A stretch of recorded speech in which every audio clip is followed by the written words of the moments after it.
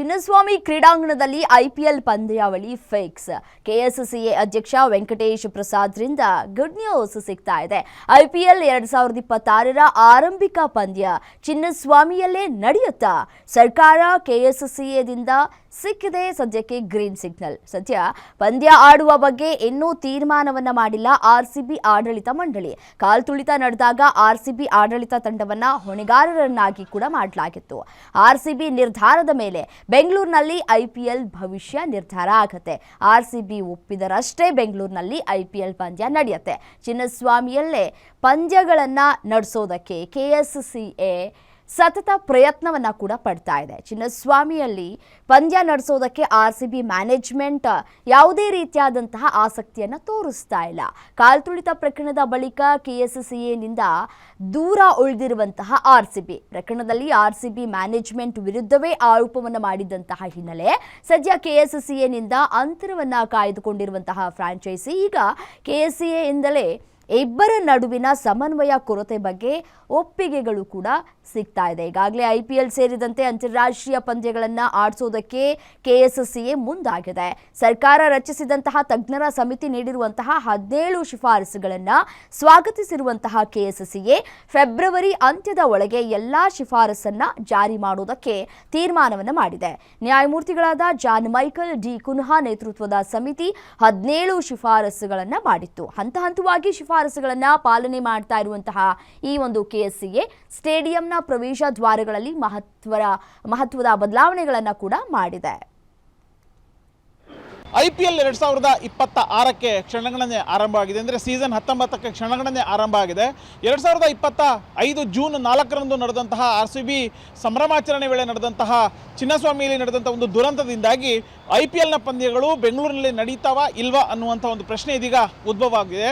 ಜೊತೆಗೆ ನಾನು ಚಿನ್ನಸ್ವಾಮಿ ಸ್ಟೇಡಿಯಂನ ಮುಂಭಾಗ ಇದ್ದೀನಿ. ಇದು ಗೇಟ್ 12 ಏನಿದೆ, ಇದು ಆಟಗಾರರು ಮತ್ತು VIP ಗಳು ಬರುವಂತಹ ಮುಖ್ಯ ದ್ವಾರ.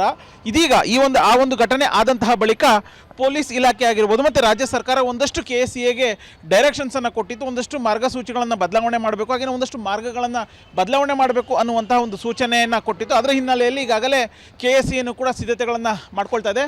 ನಾನಿರುವಂತಹ ದೃಶ್ಯ ಜಾಗ ಏನಿದೆ, ಇದು ಗೇಟ್ 11 ಮತ್ತು ಅದು ಗೇಟ್ 14. ಈ 13 ಮತ್ತು 14 ಏನಿದೆ, ಈ ಎರಡೂ ಗೇಟ್ಗಳನ್ನು ಇದೀಗ ಸಂಪೂರ್ಣವಾಗಿ ಕ್ಲೋಸ್ ಮಾಡಬೇಕು ಅನ್ನುವಂಥ ಒಂದು ತೀರ್ಮಾನಕ್ಕೆ ಕೆಎಸ್ಸಿಎ ಬಂದಿದೆ. ಸದ್ಯ ನಾನು ನಿಮಗೆ ತೋರಿಸ್ತಾ ಇರುವಂಥ ದೃಶ್ಯ ಏನಿದೆ, ಇದು ಗೇಟ್ ನಂಬರ್ 16 ಮತ್ತು 17. ಇದೇನಿದೆ, ಇದನ್ನು ಸಂಪೂರ್ಣವಾಗಿ ಓನ್ಲಿ ಫಾರ್ VVIPಗಳು ಮಾತ್ರ, VVIPಗಳಿಗೆ ಮಾತ್ರ ಈ ಒಂದು ದ್ವಾರದಲ್ಲಿ ಪ್ರವೇಶ ಇರುತ್ತೆ. ಹಾಗೆಯೇ ನಾವಿನ್ನು ತೋರಿಸ್ತಾ ಹೋಗ್ತಾ ಇದ್ದೀನಲ್ಲ, ಇಲ್ಲಿ ಸಂಪೂರ್ಣವಾಗಿ ಸಮದಟ್ಟನ್ನು ಮಾಡುವಂಥ ಕೆಲಸ ಕೆಎಸ್ಸಿಎ ಮಾಡ್ತಾ ಇದೆ. ಅಂದರೆ ಈ ಲೆವೆಲ್ ಏನಿದೆಯಲ್ಲ, ಈ ಲೆವೆಲ್ಗೆ ಬೇಕಾದಂತಹ ಸಮದಟ್ಟನ್ನು ಮಾಡ್ಕೊಳ್ಳುವಂಥ ಕೆಲಸ ಈಗಾಗಲೇ ಕೆಎಸ್ಸಿಎ ಮಾಡ್ಕೊಳ್ತಾ ಇದೆ. ಅಂದರೆ ಇಲ್ಲಿಂದ ಬರುವಂತಹ ಈ ಒಂದು ಗೇಟಿನ ಮೂಲಕ ಬರುವಂತಹ VIPಗಳು ನೇರವಾಗಿ P2 ಗ್ಯಾಲರಿಗೆ ಹೋಗುವಂಥ ವ್ಯವಸ್ಥೆಯನ್ನು ಮಾಡಲಾಗಿದೆ. IPL 19 ಆಡಿಸ್ಲಿಕ್ಕೆ ಬೇಕಾದಂಥ ಎಲ್ಲ ಸಿದ್ಧತೆಗಳನ್ನು ಕೂಡ ಮಾಡ್ಕೊಂಡಿದ್ದೀವಿ. ತಜ್ಞರ ಸಮಿತಿನೂ ಒಂದಷ್ಟು ಶಿಫಾರಸನ್ನು ಮಾಡಿತ್ತು. ಚಿನ್ನಸ್ವಾಮಿಯ ಸ್ಟೇಡಿಯಂನ ಒಳಗಡೆ ಆಂಬ್ಯುಲೆನ್ಸ್ ಇರಬೇಕು ಅನ್ನುವಂಥದ್ದಾಗಿರ್ಬೋದು, ಅಥವಾ ಫೈರ್ ಸೇಫ್ಟಿ ವಿಚಾರಕ್ಕೆ ಸಂಬಂಧಪಟ್ಟಂತೆ ಇರ್ಬೋದು, ಅಥವಾ ಪ್ರೇಕ್ಷಕರ ಸುರಕ್ಷತಾ ದೃಷ್ಟಿಯಿಂದ ಬೇಕಾದಂಥ ಎಲ್ಲ ಕ್ರಮಗಳನ್ನು ಕೈಗೊಂಡಿದ್ದೀವಿ. ಜೊತೆಗೆ BCCI ಆಗಿರ್ಬೋದು, ಹಾಗೆಯೇ ರಾಜ್ಯ ಸರ್ಕಾರ ತಜ್ಞರ ಸಮಿತಿ ಕೊಟ್ಟಂತಹ ಎಲ್ಲ ಶಿಫಾರಸುಗಳನ್ನು ನಾವು ಫುಲ್ಫಿಲ್ ಮಾಡಿದ್ದೀವಿ. ಆದರೆ ಚಿನ್ನಸ್ವಾಮಿ ಸ್ಟೇಡಿಯಂನಲ್ಲಿ RCB ಮ್ಯಾಚ್ ನಡೀಬೇಕೋ ಬೇಡವೋ ಅನ್ನುವಂಥ ಒಂದು ತೀರ್ಮಾನ ಮಾಡಬೇಕಾಗಿದ್ದು RCB ಮ್ಯಾನೇಜ್ಮೆಂಟು. ನಾವು ಕೂಡ RCB ಮ್ಯಾನೇಜ್ಮೆಂಟಿಗೆ ಮನವಿಯನ್ನು ಮಾಡ್ಕೊಂಡಿದ್ದೀವಿ.